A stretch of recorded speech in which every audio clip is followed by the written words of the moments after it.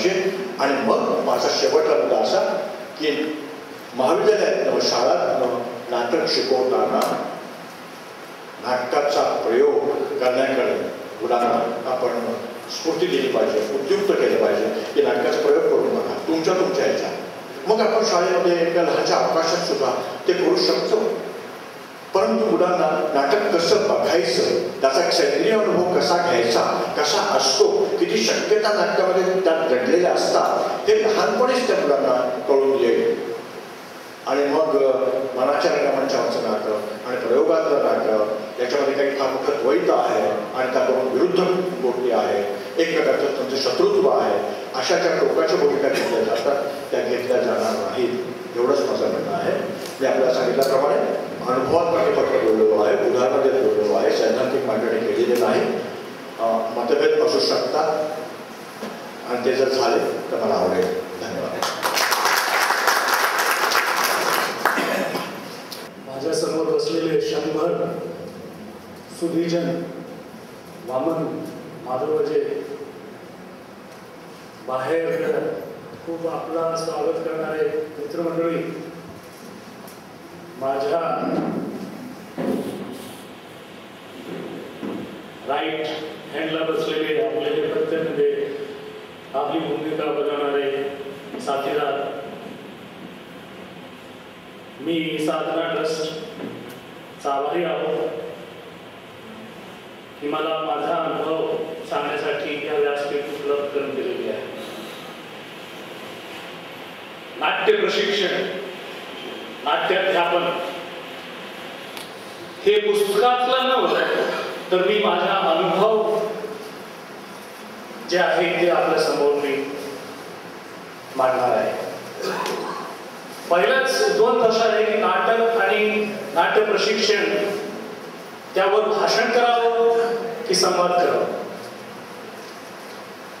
आणि नाट्य प्रशिक्षण घेतल्यानंतर मी जेव्हा नट म्हणून सुरुवात केली तेव्हा नाट्य प्रशिक्षण घेतल्यानंतर माझ्यामध्ये एक युफोरिया निर्माण केलं त्या प्रशिक्षणाने. आणि त्या युफोरिया घेऊन मी जगात असं म्हणतात की एक मोठा नाटककार आहे शेक्सपियर असं म्हणतात माझ्यामध्ये. आणि त्याचं एक खूप नाटक प्रसिद्ध आहे हॅमलेट. आणि प्रशिक्षण घेतल्यानंतर तो नाटक सादर करावं असा युफोरिया माझ्यात निर्माण झालं. हे मी 1988 ची घोषणा करतोय. आणि 100 कलाकार घेऊन 88 मध्ये 5 लाख रुपये गोळा करून मुंबईचा एक छोटासा थिएटर आहे पृथ्वी थिएटर, तिथे त्याचे 4 प्रयोग सादर केले. टेक्निकली उत्तम, अभिनयातला उत्तम. आणि चौथा शो मध्ये काय होतं की क्लॉडियस किंग आहे तो स्वॉर्ड फायटिंग करतोय आणि मग तलवार माझ्या ऍक्टरला ते असं लागते. सुदैवाने त्याची आग वाचली आणि हे 4 प्रयोगानंतर तो प्रयोग पडला. मी त्या काळात मुंबईचा एन्कॉक हिल नावाची एक जागा आहे तिथे एक फ्लॅटमध्ये राहतो. आणि हे नाटक त्या वेळी माझी वय होती 22 वर्ष. आणि मला असं वाटत होतं की मी ट्रेनिंग घेऊन आलो आहे, मी नाट्य प्रशिक्षण आहे आणि मी जगात आता सर्वात मोठा नाट्य कलाकार होणार, मग मी असं करतो. आणि ते पडल्यानंतर त्याचा सेट फोर्ट किलर बनवलेला सेट त्या माझ्या त्या फ्लॅटच्या समोर होता. आणि मे मध्ये आमचे प्रयोग झाले. आणि मग मुंबईचा पाऊस 4 महिन्यात. आणि माझा तो माझ्या आयुष्यातला पहिला मोठा धक्का होता. कारण मी नाटक मला करावं, मी नाटकात जगावं हा माझा निर्णय आहे. मी विचारून हे निर्णय घेतलेला आहे. आणि मी रडत बसलोय आणि माझा कथासिद्ध झालं. आणि 100 दिवस मी आपल्याला त्या खोलीत बंद करून ठेवलं. आणि जेव्हा मी ब्रेड बटर घेऊन जायचं बाहेर तर तो जो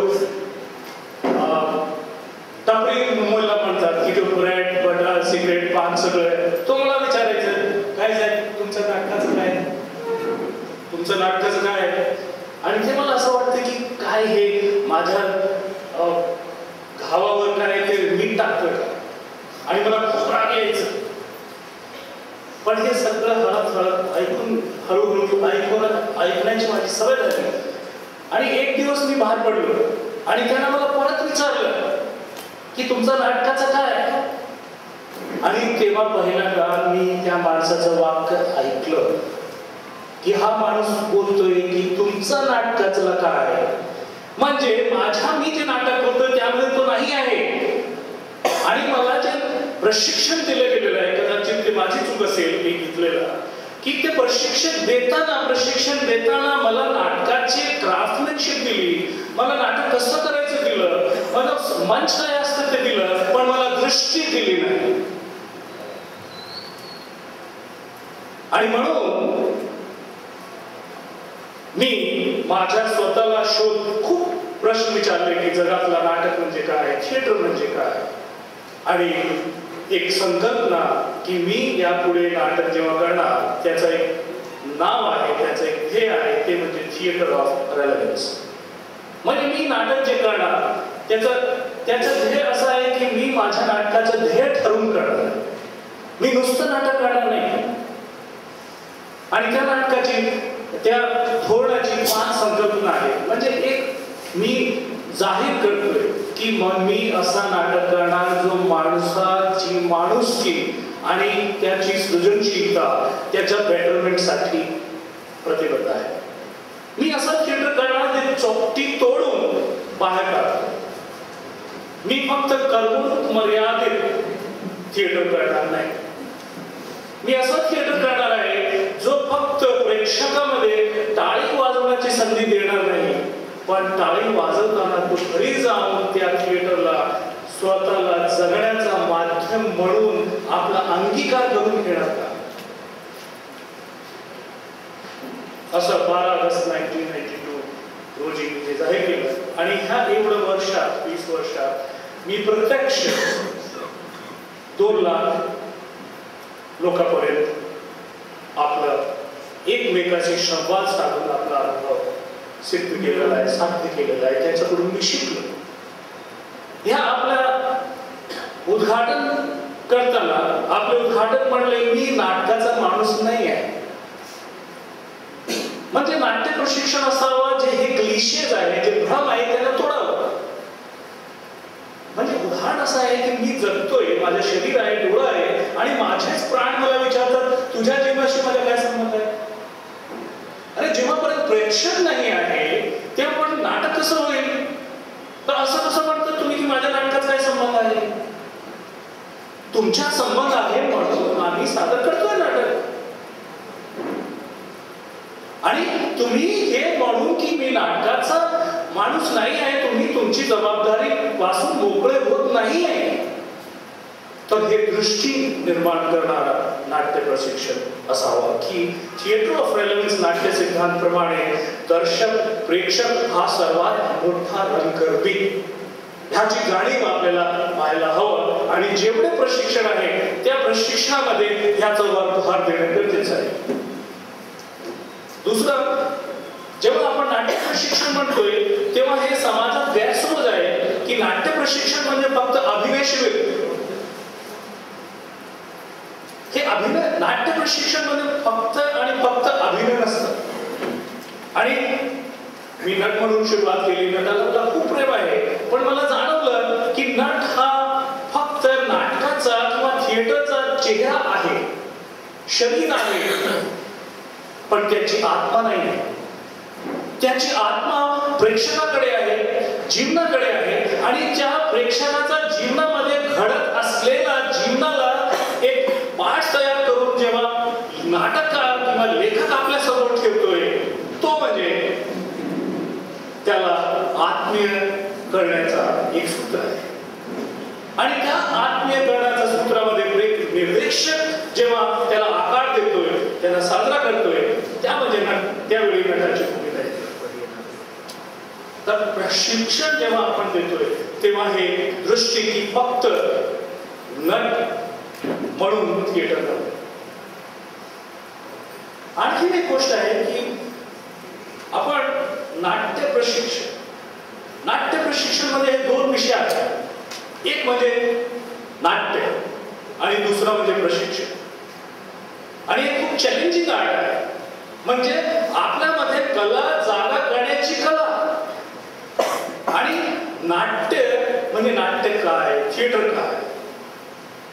साधारण जर आपल्याला जर विचारलं किंवा म्हटलं थिएटर म्हणजे काय, थिएटर म्हणजे ऑडिटोरियम असतं का, थिएटर म्हणजे फक्त नट असतात का, थिएटर म्हणजे मंच असतात का, थिएटर म्हणजे हे लाईट असतात का, तर थिएटर म्हणजे एक अनुभव आहे.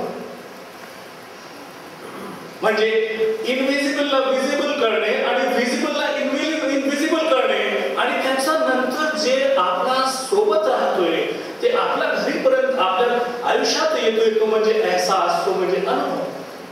तो रचनात्मक आहे का याची जाणीव ज्या प्रशिक्षणामध्ये होतं, असं नाट्य प्रशिक्षणाची मला असं वाटतं खूप गरज आहे. आणि अनुभव कसला की थिएटर म्हणजे माणसाचा मानवीयतेचा विचार, त्याची भावना आणि त्यांचं जगण्याचं ध्येय आणि त्या ध्येयाची अभिव्यक्ती जेव्हा एकमेकांकडून गोळा होतं आणि एक माणसाची अभिव्यक्ती जेव्हा सार्वजनिक होते आणि तिथे कलाचा आपण निर्माण करतो, तर हा दृष्टी जो देतोय तो नाट्य प्रशिक्षण आम्हाला पाहिजे नको, आम्हाला हवं.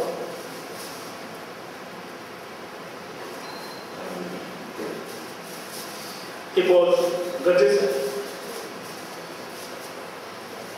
आणि नाटक जेव्हा आपण आपल्या शिबिरात जेव्हा प्रेक्षार्थी येतात किंवा शिबिरार्थी येतात त्यांना एक आपण बहुतेक परंपरा आहे जे ट्रेनिंग स्कूल मध्ये आहे की ते अभ्यास देतात तुम्हाला, एक्सरसाइज देतात तुम्हाला, 3, 2, 5 चला, तिकडे बघा, हे अमुक करा.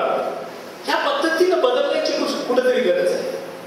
की आतापर्यंत मेघालयचं जेव्हा शैक्षणिक पद्धत आलेला आहे, शिक्षणाची पद्धत, ते म्हणजे असं बसलेले आहे विद्यार्थी आणि त्याच्यावर आपण आपल्या ज्ञानाचा भडीमार करावं. याच्या ऐवजी आपण नाट्य प्रशिक्षणामध्ये तू कलाकार का होणार आहे, थिएटर का करतोय, थिएटर हे शिकून काय करणार आहे, याची व्याख्या काय आहे. आणि व्याख्या अमुक माणसाने जे म्हटलेली व्याख्या आहे ते आपल्याकडे आहे, पुस्तकात आहे, पण तू नवीन येतोय, तुझी उत्सुकता काय, तुझ्यामुळे जे परसेप्शन आहे ते काय आहे नाटकाचं, थिएटरचं, रंगभूमीचं. आणि तिथे आपल्या नाट्य प्रशिक्षणात त्यांची जी संकल्पना आहे कदाचित चुकीची असेल, कदाचित कमतरता असेल, पण त्यांना वाव आपण द्यावं आणि ते स्पेसला तो कसं जिवंत करतोय त्याला आपण फॅसिलिटेट करावं, उत्प्रेरित करावं, असं मला वाटतं नाट्य प्रशिक्षण असावं. आणि आणखी एक असं आहे की आपण नाट्य प्रशिक्षण घेतल्यानंतर एक असं गैरसमज होते की आपण प्रशिक्षित आहोत आणि नाट्य प्रशिक्षण आपल्याला असं अमुक शिकवतंय. पण असं आहे की नाट्य प्रशिक्षणातून आपल्याला शिकता किती येतं ही गोष्ट आहे, डिबेटेबल आहे, पण नाट्य प्रशिक्षण आम्हाला दाखवतोय तुमच्यामध्ये काय आहे आणि तो परिपूर्ण आहे की नाही. पण त्यांचा नंतर तुम्ही जे शोध घ्यावा लागणार आहे, त्यांच्या नंतर तुम्ही तुमच्या आयुष्यात जगताना ते कसं उभारणी करणार आहे, त्याला दिशा देणारा किंवा उपरीत करणारा किंवा शोध लावणारा म्हणजे नाट्य प्रशिक्षण असावं. मी जुलैमध्ये इथे नाशिकमध्ये 25 तरुणांबरोबर नाट्य शिबिर करत होते. सिडको मायक्रो एम्प्लॉईज केंद्र आहे आणि तिथे ते 5 दिवसाची कार्यशाळा होती. तिसऱ्या दिवशी मी त्याला विचारलं की हो तुम्हाला हे जाणीव झालं, आता काय करणार. कारण आमच्या समोर असं पण आहे की नाट्य प्रशिक्षण होतं, संस्था आहे राष्ट्रीय स्तरावर, नाट्य प्रशिक्षण घेतात 3 वर्ष, त्याच्यानंतर ते नाटक करत नाही, बाकी सगळं काय करतात. म्हणजे हे असं का करतं. म्हणजे खरं मी नाटकाचा माणूस आहे, मला हे कळकळ आहे की माझ्या नाट्य प्रशिक्षण घेऊन आलेले जे लोक आहेत आणि ते नाटक का करत नाही. माझी रात्री म्हणजे इंडेंजर्ड स्पीसीज का वाटतं मला आणि माझ्याच रात्रीला हे प्रश्न का वाटतं की हो तुमच्या रोजगाराचं काय आहे किंवा माझ्या समोरच असं का एक ठेवलं जातात की हो आता हे स्पेस आहे यामध्येच तुम्ही करा. म्हणजे नाटक मध्ये रूढी आहे का किंवा रूढीला तोडणारा एक हत्यार आहे म्हणजे नाटकात समज काय हे चालना करणार, हे मेंदूला कुठेतरी वाव देणार एक नाट्य प्रशिक्षण आपल्याला हो.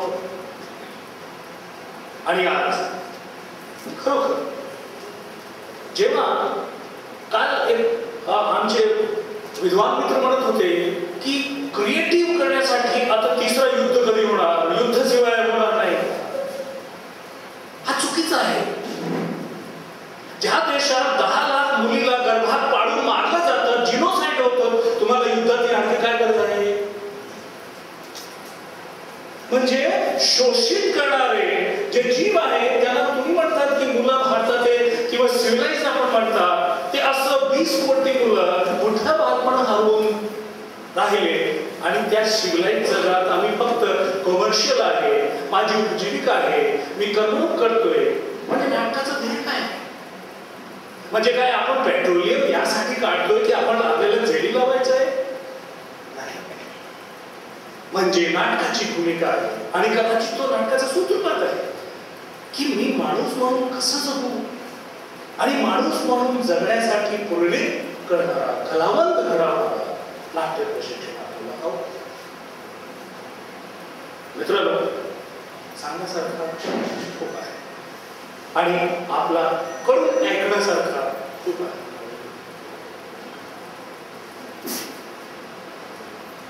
या नाट्य प्रशिक्षण करताना जेव्हा मी तरुणाला विचारलं की हो आता तुम्ही काय करणार, त्यांनी सांगितलं सर आम्ही नाटक ॲज अ करिअर करून जगणार हे माहित नाही. मी का असं तुम्हाला वाटतं की आमच्याकडे असुरक्षा आहे. कसली असुरक्षा आहे? कधी पाहिलं नाही जीवन काय. आमचे आई वडील आमचा निर्णय घेतात की तुम्हाला काय व्हायचं आहे आणि त्या तरुणाचा ग्रुप असा आहे की कामगाराची पगार 40-50 हजार आहे आणि मी सांगितलं की हो आता माझ्याकडे जे होतं ते मी तुम्हाला दिलं, आता तुम्हाला शोध घ्यावा लागणार आहे, पैसे बसा नाहीतर निघून बाय बाय टाका. आणि इथे राहायचं असेल तर तुम्हाला इथे कांट निवासी कार्यशाळा होती, तुम्हाला इथे मी राहू देणार नाही. तुम्हाला एक प्रयोग करावा लागणार आहे की तुम्ही ही जागा सोडून नाशिकमध्ये कुठंतरी एक रात्री तुम्ही घालून या, जगून या. आणि 2 तास त्यांनी चर्चा केली आणि मग ते सांगितलं हो आम्ही जातोय. आणि ते फ्लॅटमध्ये राहतात, अपार्टमेंटमध्ये राहतात आणि त्यांनी निर्णय घेतला की आम्ही या नाशिकचं संत कबीर नगर यामध्ये जाऊन आम्ही एक रात्र घालून घेणार. आणि मी असं सांगितलं हो तू पोरी आहे म्हणून दोघे एकत्र जावं असला भाग नाही किंवा तुम्ही पोर आहे असला भाग नसावा. आणि इथे गेले आणि त्या दिवशी जवेरी बाजारमध्ये बॉम्ब विस्फोट झाला होता. आणि जेव्हा ते गेले त्या दिवस बुधवार होता आणि वर्कर म्हणजे बुधवार म्हणजे त्यांचा सेलिब्रेशनचा डे. आणि ते गेले तिथे आणि त्यांनी विचारलं की हो आम्ही तुमच्याकडे राहू का. आता हे अवघड आहे. मी तुम्हाला बोलवलं का, तुम्हाला निमंत्रण दिलं का. आणि त्याला आपली सोयीप्रमाणे ते. आणि काल एक बात होती की आपल्या भाषणात एक होतं की जेव्हा प्रायव्हेट टॉयलेट आला तेव्हा खाजगीकरणाची खरी सुरुवात झाली असं मला समजलेलं.